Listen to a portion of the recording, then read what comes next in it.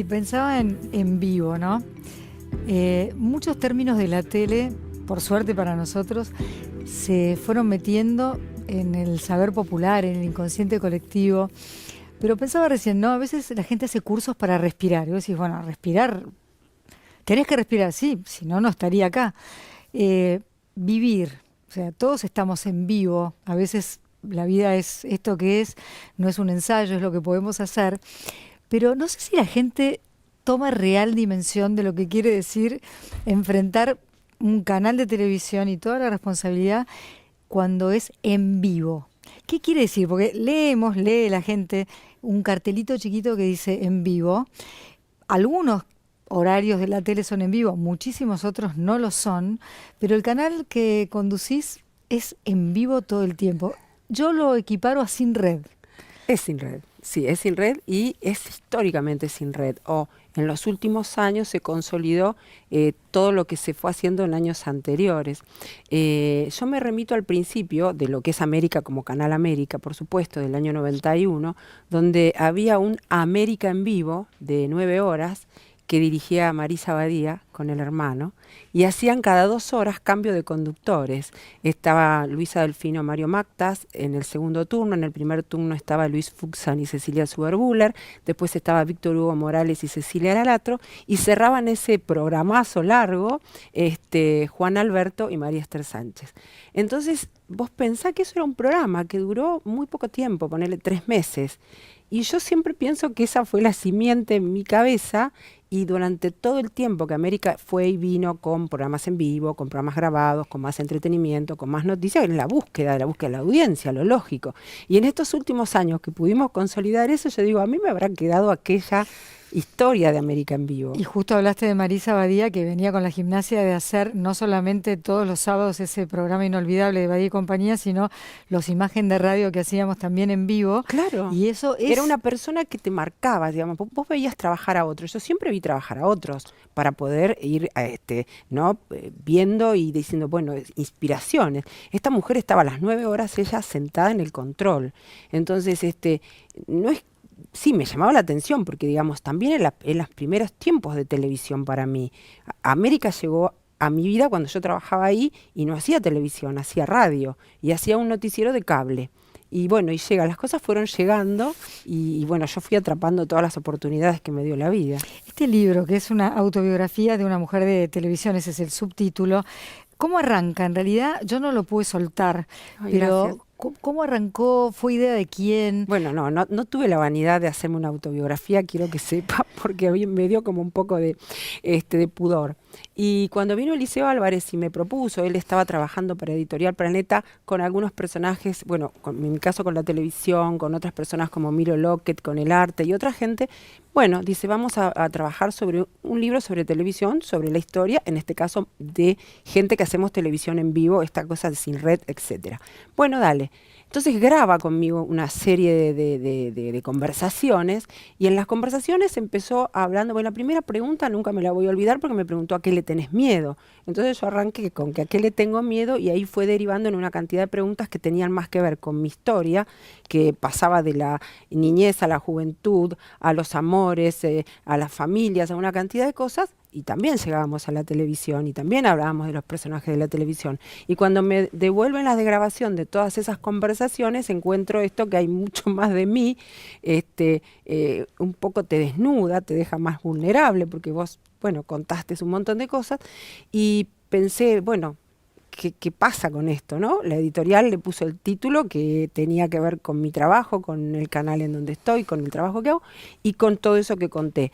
Y entonces pensé, bueno, si esto sirve para que otras personas, jóvenes, chicas, muchachos, mujeres, que a veces llegamos a determinada edad y el mundo cree que no servimos o no servimos para trabajar o no servimos para hacer un gran amor o lo que sea, y la superación de esas frustraciones y de esos fracasos, por ahí motivan a otras personas. Y entonces ahí me quedé como, bueno, por ahí está el deber cumplido. Imagínate que la parte televisiva y radial me interesó muchísimo, pero me emocionó mucho toda la historia de tu vida antes de lograr estudiar, porque lo lograste, estudiar Sí. periodismo, ser esa persona curiosa que trabajó con los más grandes. De la infancia lo que vos quieras, no vamos, como dicen ahora los chicos, a spoilear todo el libro, No, claro. pero también como nos están viendo personas en todas partes y lo que acabas de decir es muy importante, ¿no? Motivar, como tenés fama de ser una mujer muy fuerte, de dirigir equipos con carácter, y vos con tu propio carácter y tendrás mucha responsabilidad cotidiana, uno podría pensar, bueno, siempre tuvo todo clarísimo, O siempre nunca estuvo sintió bien. inseguridad, Exacto. esta mujer no tiene miedo y sin embargo el disparador de la Todo primera lo contrario. pregunta de Eliseo, que será un miedoso igual que yo, igual que vos, porque a mí también me interesa mucho el tema de los miedos. Y una vez leí una biografía de Barbra Streisand, donde en el prólogo ella cuenta que ha tenido toda su vida mucho miedo, pero que sin ese miedo no hubiera sido la persona que es, sin haber podido saltar por sobre ese miedo, ¿no? Bueno, en mi caso era el miedo y las inseguridades. Yo era una insegura, me sentía muy débil ante todas las cosas. Por ahí, en el tema de la infancia, de contar un poco, es decir, vos venís de bueno, yo nací en General Villegas, viví en Villa Saboya, que es un pueblito muy cercano a General Villegas, hasta mis 8 años, pero inmediatamente la familia viene a la gran ciudad a buscar suerte, como cuántas familias del interior, por eso debo representar una cantidad de gente que le pasó eso. Y bueno, la cosa era muy dura, el trabajo no sobraba, el dinero menos, entonces fuimos al Gran Buenos Aires y vivimos en José C. Paz, y vivimos en unos barrios que eran, y siguen siendo, que ese es el problema para mí, tan pobres, y éramos todos, o sea, ahí no había asfalto, no había agua potable, no había nada, no había cloaca, no había nada. Sé que hoy la cosa no se mejoró, sino que se multiplicaron las personas y la cosa no mejoró a los tiempos del siglo XXI. Lo sé y eso duele, porque yo tengo que contar que yo tuve la posibilidad de salir del trabajo, de la pobreza, del dolor, con todo lo que quieras, perseverancia, sacrificio, mucha gente que me ayudó, pero yo quiero contarle a esas personas que a lo mejor creen que no es posible, que es posible. Entonces, en las anécdotas del libro podés encontrar por qué y aquel primer trabajo y el ferrocarril San Martín y bueno, y trabajar, como pusieron en una nota, de mesera en Harrods, pero cuando llegué a mesera de Harrods, que en aquellos tiempos no se usaba, ¿sabes? No, ahora había chicas camareras. Cualquier chica... Yo soy medio jovata, pero para que No, se bueno. entienda, no había, o sea, las chicas que viajaban conmigo en el tren, porque también trabajábamos todas en Capital, entonces te tomabas el ferrocarril San Martín para venir a Retiro, Palermo, y nos encontrábamos a las noches y viajábamos, y a la mañana nos encontrábamos de nuevo según el horario que tuviéramos. Entonces, de mesera, ¿qué es mesera? Se reían un poco, medio bullying sería lo que me hacían en entonces. Diría Vicky, bowling. Total, entonces yo empecé a trabajar como empleada administrativa, perito mercantil, recién recibida en una oficina del famoso TECRIF. Bueno, a los 6 meses sale esta posibilidad de trabajar de camarera en Harrods, en el 3er piso, ese lugar tan glamoroso que para mí era... Que está cerrado hace 1000 años y la gente joven no sabe ni de qué le estamos hablando. No, bueno, pero es una pena. Una gran tienda de departamentos. Una pena. Porque era como un ícono de ese momento. Está bien, puede ser un ícono de una clase social que no nos gusta, pero lo era. Era un lugar donde era todo el mundo aspiracional paseaba. también. Exacto. Aparte podías entrar y salir sin comprar nada y de todas maneras paseabas. sentir el olor del perfume. El asunto que, bueno, ese restaurante era así súper glamoroso, entonces me cuenta esta amiga que surge un trabajo ahí de camarera. Yo camarera, tenía 18 años, no tenía ni idea de qué se trataba.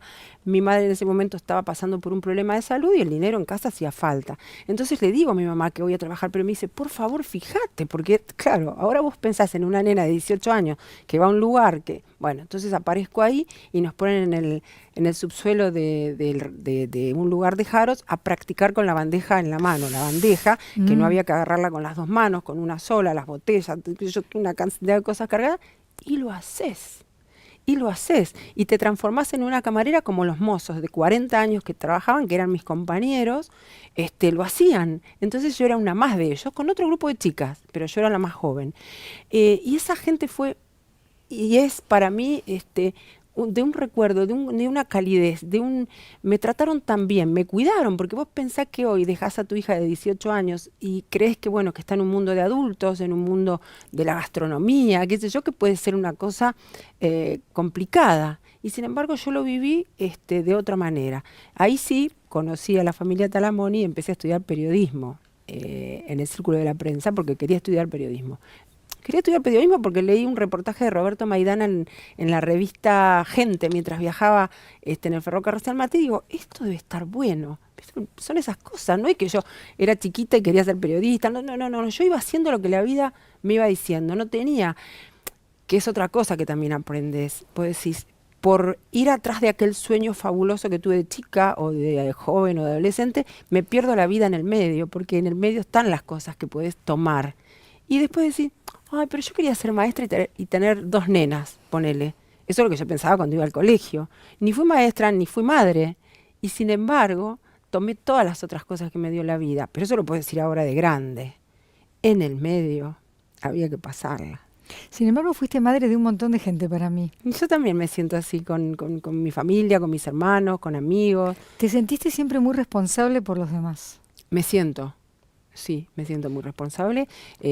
A veces para los demás es medio pesado, porque también la madre, además de ser responsable y cariñosa, es densa. Y bueno, yo tengo esa parte. Sí, ahora también. nos dicen Gede a las madres pesadas, así. Bueno. Una cosa rara. Yo creí que era con G y es con J, te digo para que sepas. Si Que alguna soy vez una de escuchás esas. bajito que es Gede, es eso. Somos gente pesada. ¿Qué Claro. hacer? Demasiado atentos a lo mejor para algunos, ¿no? Sí. ¿Es verdad que te angustiaba cada vez que tu hermana quedaba embarazada por la responsabilidad que venía Sí. con traer a alguien a este mundo? Claro, porque tenía, digamos, cuando vos haces la ilusión, mis hermanos son más chicos que yo, entonces cuando ellos llegaban al secundario, etcétera, yo quería que tuvieran una profesión, que fueran a la facultad, que se no les faltara defiendan. nada, que no tuvieran frío ni hambre, ni nada, de algunas cosas que nos habían pasado en la infancia. Entonces vos querés imponer esa regla que yo me la había impuesto para mí.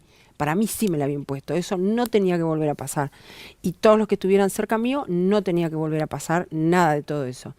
Y entonces a lo mejor ella a los 18 años se enamora, se casa, queda embarazada y bueno, tiene su primera hija a los 19 años.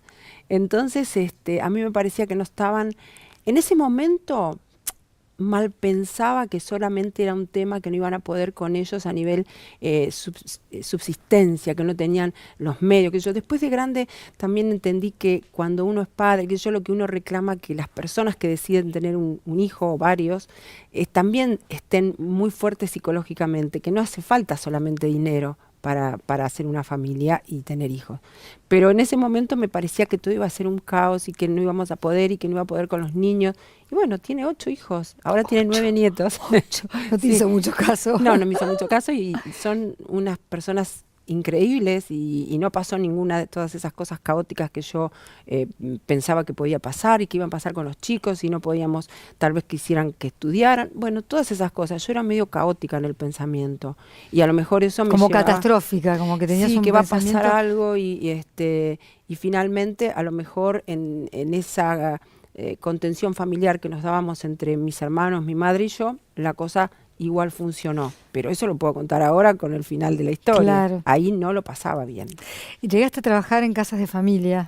Al principio, antes, mientras estaba en el secundario, mi mamá se separa y trabajaba, ella era la que trabajaba en casa de familia. Pero en un momento tiene un problema de salud que queda, que tiene que dejar y para no perder esos días, esos meses, entonces yo voy al secundario y la suplanto en esas casas de estas señoras. Una era en Muñiz y la otra era en Bellavista. Y bueno, y algunas las recuerdo con afecto. Hace poco pasé por una de las casas y me saqué una foto adelante porque, bueno, yo había estado ahí cuidando a sus perros, atendiendo su casa, y esa gente, el señor era veterinario, y bueno, digamos, lo recuerdo con afecto, pero lo hice. Claro, como dicen, hacerlo. sin que se te caiga ningún anillo. ¿Por qué se me va a caer el anillo? No teníamos no tenía anillos. ni anillo. Y además era difícil. Lo que era difícil de entender a lo mejor era que, bueno, a la vez hacías el secundario, que también fueron muy generosos, porque en un tema económico el Instituto Cristo Rey de José C. Paz me beca 3º, 4º y 5º. Siempre hay gente que te ayuda. Claro, yo era medio traga igual, ¿eh? No me había llevado materias, entonces me becaron y pude terminar el secundario. Vos no querías traer más problemas. No, nunca. No, yo no quiero traer problemas a nadie, no. Sos una persona imponente, sos alta, sos muy linda. En algún momento trabajaste hasta de modelo, ¿no? Yo quería, en esa época también estaba, viste que hoy en día dice las chicas quieren ser modelo. No, en esa época también te daba así un poco. Entonces te decían, vos sos alta, y me había dado por ir a alguna escuela de modelos y qué sé yo, pero después la propia timidez, las inseguridades de las que te hablaba, que hicieron también que esté detrás de cámara, porque estudié locución y periodismo y siempre estuve detrás de cámara. Eso era parte de esa historia y el tema de ser modelo quedó también archivado ahí. Una posibilidad que quedó ahí. Sí, de azafata también me ofrecieron en aquella época. Trabajar de azafata era como interesante, pero bueno, en la gastronomía hice de camarera y de recepcionista o hostel o maitre o como quieras. Lo de la inseguridad que decís, uno tarda muchísimo en quererse del todo. Hay gente que se querrá de entrada, pero eh, eso de a lo mejor los amores fallidos, esos Uf. amores que no tenían que ser hasta que llegó el gran amor. Ay, esos amores, bueno, pobres, ahora los recuerdo algunos con afecto, pero en ese momento la pasaba fatal, eran horribles, o yo era horrible la relación que establecía y era como muy dependiente de esos amores, y la cosa no funcionaba y me frustraba, y era de las que estaban por teléfono con las amigas hasta no sé qué hora, y todo eso de los 20 a los 30 fue así de duro. Después viví en pareja unos años, creí que ya lo había logrado, esa ilusión que tenemos todas las mujeres, y tampoco lo había logrado, y entonces, bueno, Liliana de nuevo, así que estuve otra vez como 10 años sola, y también hay que aprenderse esa parte de la vida, porque también, vos lo sabés, que ahora lo podemos contar, pero en esos años te crees la peor del mundo, la que nadie puede querer, que no te vas a casar nunca, que no vas a tener hijos y que no te corresponde esa parte de la vida, y bueno, al final yo sola estoy mejor. Mentira igual, pero ¿qué vas a decir? Y bueno, a la vuelta de la vida, eso es más importante que el éxito laboral o económico o profesional, el lograr la estabilidad y el lograr ese estar de vacaciones cuando estás en tu casa, con tu marido, con la familia, con tu pareja. Ese creo que es el mérito más importante. El trabajo, ¿no? Te arrancás con los más grandes, con gente que hizo historia en los medios, Eso ¿no? también ves que a lo mejor también dirán, bueno, pero esta chica al final tuvo suerte, porque cuando la familia Talamoni, yo termino esos 3 años de estudiar y trabajando de camarera y haciendo recepciones también a la noche, tipo casamientos y esas cosas, me acerco a esta gente y le digo, bueno, ya terminé. Hay algo para hacer en su radio. Y entonces, obviamente, igual que ahora, hace 30 y pico de años, no. Mirá, no hay posibilidades, no hay puestos, hay pocos lugares, qué sé yo. Y a los pocos días me llama Pablo Talamoni y me dice, hay una posibilidad de ser un meritoria de un programa que hacemos en Rivadavia para Radio Mar del Plata. Bueno, no importa, vamos a eso. Meritoria, obviamente, tenés que tener otra cosa para vivir. Para vivir, que en esa época trabajaba en Súbito, un poco en Harrods, un poco Súbito, un en, restaurante buenísimo que un ya poco no en existe. Lola, trabajaba en una agencia de empleos que trabajaba haciendo de recepcionista de las personas que se postulaban, bueno, un poco de todo para vivir, y empecé haciendo meritoria ahí. Y luego siempre estás atento a algún lugar de alguien que se vaya, que renuncie, lo que fuera, y vas aprendiendo, y ahí yo los veía pasar a ellos. A Cacho, a Larrea, a Carrizo, al Gordo Muñoz, a todos los que pasaban por Rivadavia. Imagínate que la escuchábamos en casa, de chica, así que no eran voces desconocidas, y no sé quién faltó, y entonces suplanté una vacación, y bueno, y así fui andando hasta que quedé con Cacho en 6ª edición. Que escribe en este libro, también escribe Eduardo Urnequian. Sí, hizo el prólogo, Eduardo. El cable llega en un momento a irrumpir, como hoy podrían ser otras plataformas que cada vez nos parecen más naturales, pero un día llega el claro, cable. el cable así como que entró en la vida, pues fíjate que en Latinoamérica, en Europa no se había difundido el cable tanto como en este país. Y bueno, él fue un pionero de eso con Cablevisión. Y nosotros hacíamos un pequeño noticiero en Cablevisión, y lo que hace es poner Radio América como la primera radio de noticias del país. Y ahí armó él, ese grupo de trabajo que fue, digamos, la simiente de todo lo que siguió después. ¿Qué aprendiste de Cacho? ¿Qué aprendiste de Carrizo? ¿Qué aprendiste de Larrea? Por ejemplo, si tuvieras que decir una palabra de cada uno de ellos. Claro, a veces es medio difícil de explicarle a veces a la gente joven o al que recién arranca, cuando vos describís a alguno de ellos, inclusive a los que trabajan hoy en día conmigo en América, como es muy profesional. Vos le decís muy profesional, ¿qué querrá decir es muy profesional? La persona esa tiene todas las condiciones naturales porque tenían buena voz, intelectuales porque se formaban, como Carrizo, que era un autodidacta, como Cacho, que no dormía y escribía en una libretita en su mesa de luz todas las ideas que tuvo, porque fue un tipo que irrumpió en la radio con los magazines, hizo en televisión lo que no había hecho nadie con la cámara de mirar. Héctor, que se hacía 5 horas de aire, decirle a un chico joven, 5 horas de aire con guiones, con humor, con todo eso, es trabajo, un trabajo intelectual, con su cabeza, con su voz. Entonces ellos no dejaban nada librado al azar, eso estaba todo trabajado con los equipos. Entonces yo vas viendo, bueno, me acuerdo de Héctor, que no había llegado el equipo de producción y llegaba él primero, 5:30, entonces yo empezaba a las 7. Contarle a la gente cómo era trabajar cuando no había WhatsApp, ni celulares, ni nada, ni YouTube, ni googlear quién es quién, ni nada. Nada. Eso tenías que, por supuesto, ser una persona muy informada, leer absolutamente todo, saber todo, porque vos tenías que producir. Bueno, en el caso mío era la productora periodística de los programas, que se hacían sacar por teléfono la nota del día, el personaje del día. Entonces vos tenías tener que ese teléfono de línea. Tener ese teléfono de línea. ¿Qué era la agenda en ese momento? La agenda era todo, y yo no tenía ni el teléfono de mi tía cuando empecé a trabajar, y entonces vos tenés que proveerte de esos teléfonos, y le pedía a los productores que estaban ahí. No era tan fácil que la gente acceder a las agendas de los demás, porque todos decían, es mi capital, ¿por qué te lo voy a dar? Vale oro.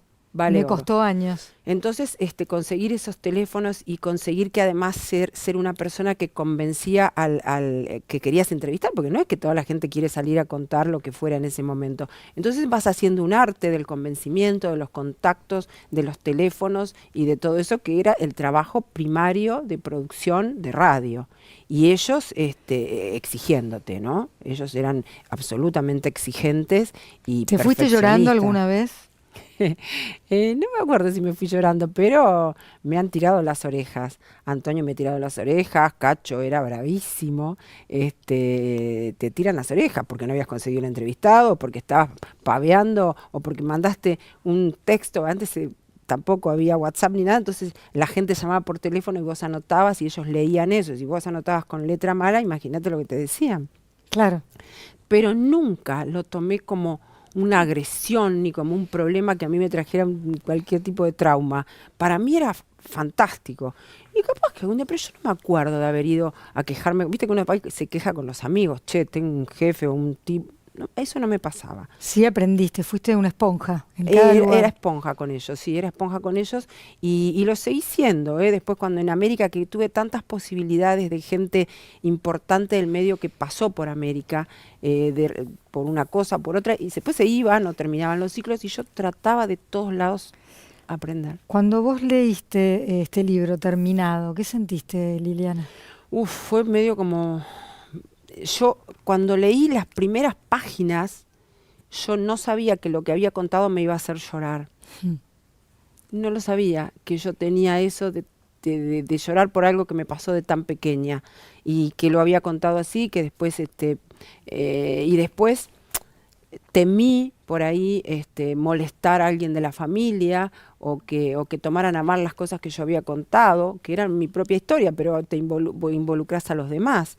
Después pensé, wow, me quedé muy desnuda, y después dije, bueno, ya está. Después de 30 años de análisis con la doctora Marta, dije, bueno, ya está.